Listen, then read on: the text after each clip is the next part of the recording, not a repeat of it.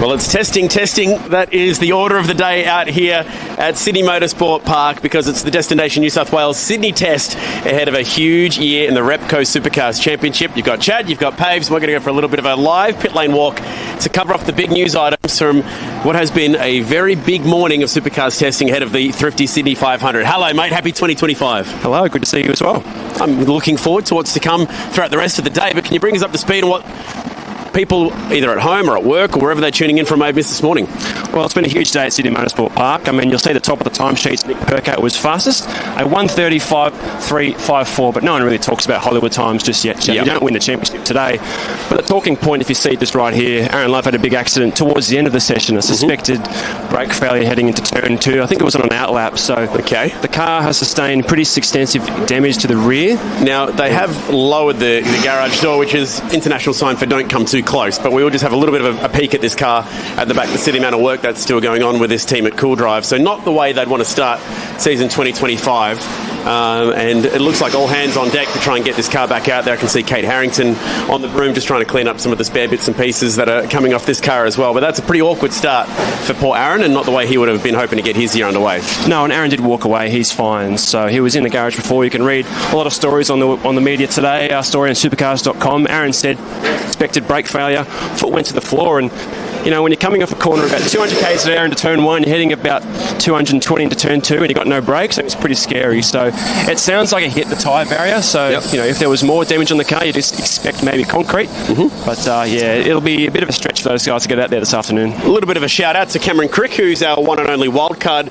He is here testing today, which will bring the field of cars to 25 for today and the weekend. And they're lined up in pit order of how they finished last year's Teams Championship. So next on our stop right now is Team 18. A very different looking Team 18 this year, isn't it? Yeah, now a fast Chad. I mean, look down the order. Anton Di Pasquale's new at this team this year. He's 4th. David Reynolds 5th. So promising start. Again, you're not looking for Hollywood times, but it's always nice to be top of the session in Sydney. Yeah, and they earlier today actually launched their co-driver lineup for the year as well. So Harry Jones, who's the reigning Carrera Cup champion, is going to be saddling up with Anton Di Pasquale. That's a pretty cool lineup. And a Bathurst champion with another Bathurst champion, Lee Holdsworth, is going to head over and partner with Dave Reynolds. Let's duck ahead in at BJR and see what's going on down here with the Middies team and the R&J Batteries car. I think back to the last time we had a pre-season test here, I think it was Andre Heimgartner that topped that day, a couple of years ago. It looks pretty quiet here at the moment. Teams are out the back having a bit of lunch. I can see Brad Vaughan sitting around here and a couple other guys. Declan Fraser's out here. Let's go say good day to Declan Fraser, shall we? Since you're the only guy I can see not doing anything at the moment. Why don't you come stand next to your hot rod, Decker, so we can show off the colours for R&J Batteries for this year and get a bit of an idea for how cool this car looks and what you're going to be heading into for the season. You pretty pumped up to be back at BJR and back alongside Andre? Yeah, it's pretty good. Obviously, the announcement only came out about a week ago, so it's been a bit of behind-the-scenes work, and it's been good to get back with the team, basically. Absolutely. What are you guys working on today? You're going to get a bit of seat time? Not too sure at the moment. Main focus is obviously Andre. It's the first round of the year. We want to come out swinging and make sure that we've got the car pace straight away, and different tyres, different rules, different everything. So biggest thing for us today is just learning as much as possible, and I'll get to go for a squirt and Ronda on Monday on the ride day. That's the plan. Beautiful. Eyes on the road, Ronda. Thank you, mate. Easy, thank you. We'll let Decky get back to doing exactly whatever it was he was doing at the data station. Holding a water bottle, looks like what it was. Small little design changes on this car with the red to maroon to black down the side of it. The R&J Batteries team looking good to go. Winner at Topol last year, and Andre Heimgartner would be very keen to continue some of that good fortune in season 2025. Yeah, look for our website in a few days. I'll put a poll up. You can vote for your favourite livery. There's a few contenders. I mean, that Tradie Energy car is fantastic, isn't it? Yeah, you always like different. to see changes as well. We'll get to Shelby Power Racing down the back as well, but that's a really cool livery as well. But going past Premier, not setting the time sheets alight just yet, 22nd and 25th for those guys, but one guy to keep an eye out for is Richie Stanway. It's his first proper laps in a Premier Camaro, first laps in a Triple 8 built Camaro since he won Bathurst in 2023, so that's a good point. He's pretty happy, he's very happy to be at that team, and they could be dark horses this year. I mean, they were last year. Jimmy Golding got pole in Darwin, podium at Sandown, but the opportunity to start fresh with everyone else, and you're talking about the finals, those guys could be serious win contenders if they can get it right. Absolutely. There's no reason why one or two of those cars couldn't qualify into that top 10 of the championship and get a leg up towards what's going to be happening at the Gold Coast as we stick our head down at Maidstone Racing. 3 cars for the weekend at MSR. and looks pretty quiet at the moment. Can't see any of the driving crew down here at the moment. Cam Hill, fairly similar looking livery for this car this year. If anything, it's been slightly refined, I reckon, just the black on white and the Bendix car, which had some success last year. When I think about Matt Stone Racing, I think about the fact that they've won races in both of the Gen 3 years that we've had so far, and that is something that they'll look to continue so far this year. And when you throw Tim Slade and Nick Percat together for the Enduros, all of a sudden you've got yourself a pretty good looking lineup. Yeah, you talk about underdogs and dark horses. I don't think these guys really deserve to be in this sort of underdog, dark horse group for much longer, because the way they were winning races last year, Percat was really impressive. I think they just want to get more podiums. I think Nick said at a media call on Sunday at the Sydney Harbour Bridge, it was pretty cool. That was cool, yep. But Nick said, we want to be leaving Sydney fifth in the championship, and the best way to do that is be contending for podiums all the time. One thing they are doing is topping the timesheets today, set on their 26th lap of the day, and I can see they've got some fresh Dunlop tyres laid out and ready to go as well, so maybe some more new tyre running for these guys to get an idea of what this new tyre is like when it's brand new, to get an idea of what that warm-up phase is like for qualifying, and maybe even go a little bit quicker as well. So it's hard though, isn't it, Paves? A lot of the time at Sydney Motorsport Park, whether it's the World Time Attack event or whether it's a qualifying session or a test day here, this track is so fast earlier in the day, so it will be difficult for teams to go quicker later. And the hardest thing about that is we've got a mad format this weekend. I mean, the first time we race this year is the first day of the season.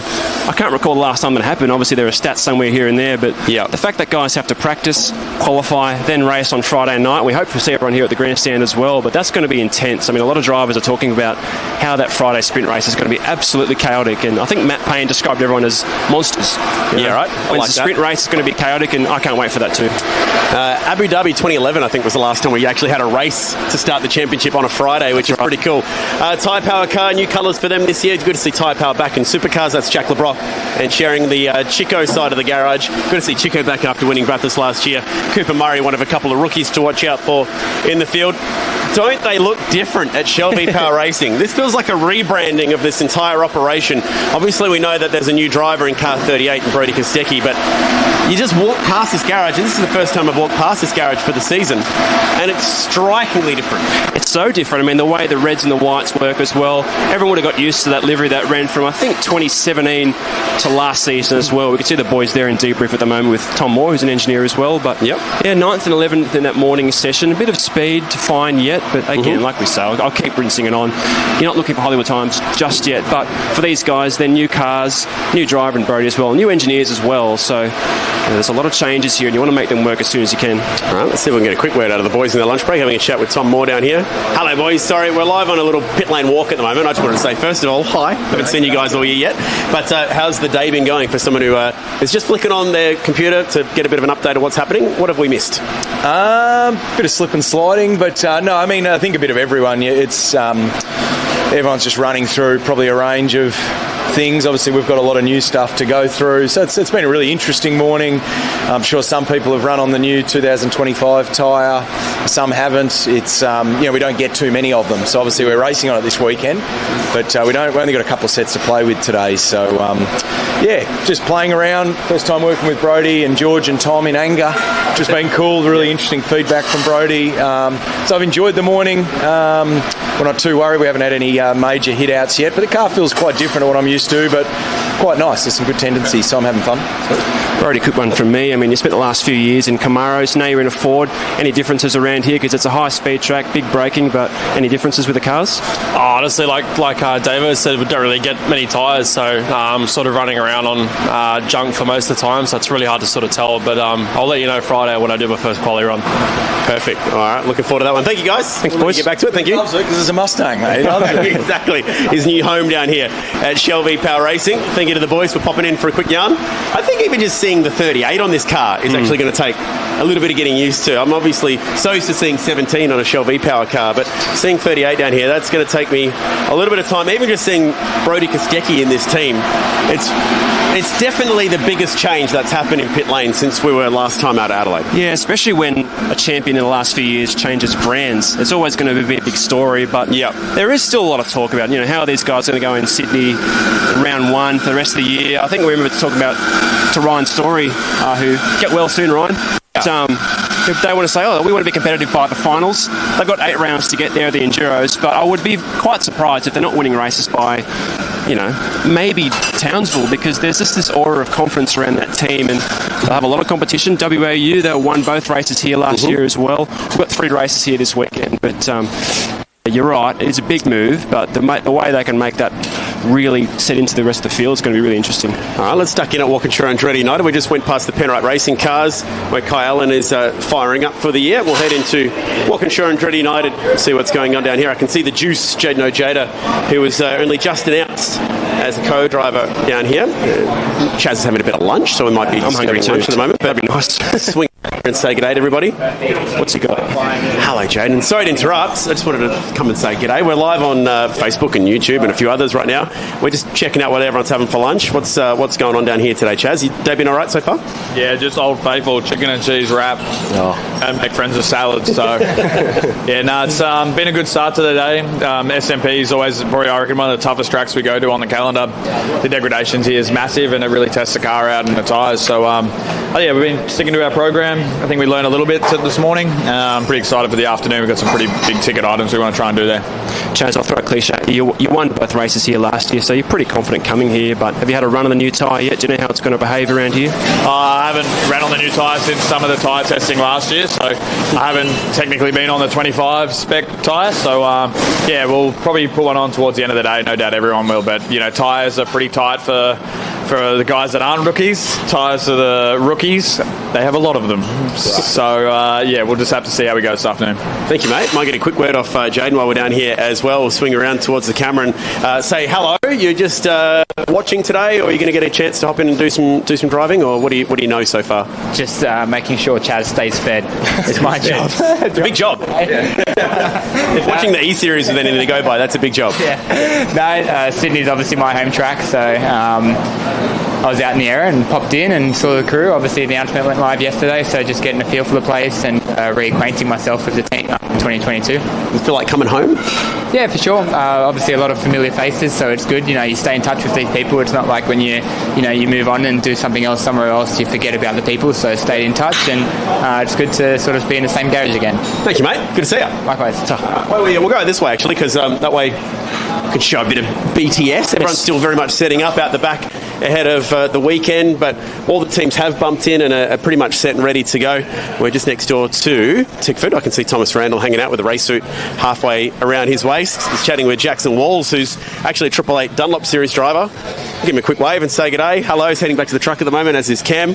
Ryland Gray's in there as well, who's part of their Dunlop Series program. Lockie Dalton actually raced here last year as well. So a lot of different drivers showing up at Tickford this year, because they've got, 4 entries in their Tickford Autosport club of drivers they're going to be racing in Dunlop Series as well.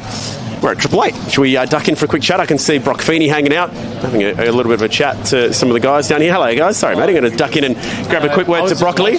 Oh, were you? How are we doing? Was it going all right? I just checked in and then swiped back off, but I'm guessing great. Should have thrown some questions in for us. I should have.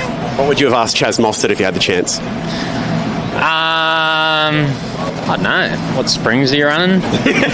He knows his way around this place. How are you doing today, mate? The half a day down? Yeah, not too bad.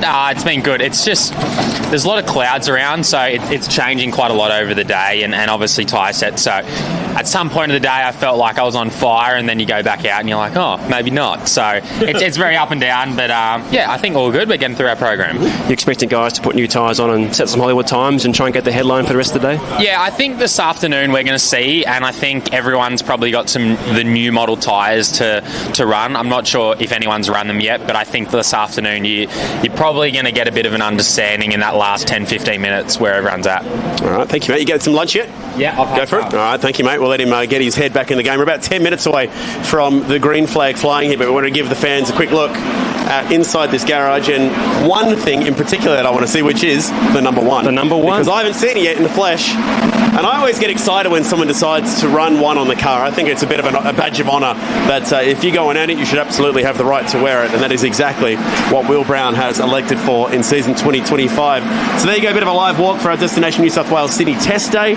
Thrifty City 500 is this weekend. There's going to be speedway racing over there as well, happening on Thursday, as well as plenty of live action. You'll be able to catch it on 7th through Saturday and Sunday, Fox Sports, of course, Friday, Saturday, Sunday. The pit party as well. You got your glow sticks ready for that one? Oh, I haven't been practicing my dancing. I think I'm getting over head cold like you are. But Yep. I had a bit of a big night on Saturday, so I'm pretty ready to go. You're ready to go. All right, excellent. Flickers on this weekend. Thanks for joining us for a pit walk, and maybe you should get back to work. Or not.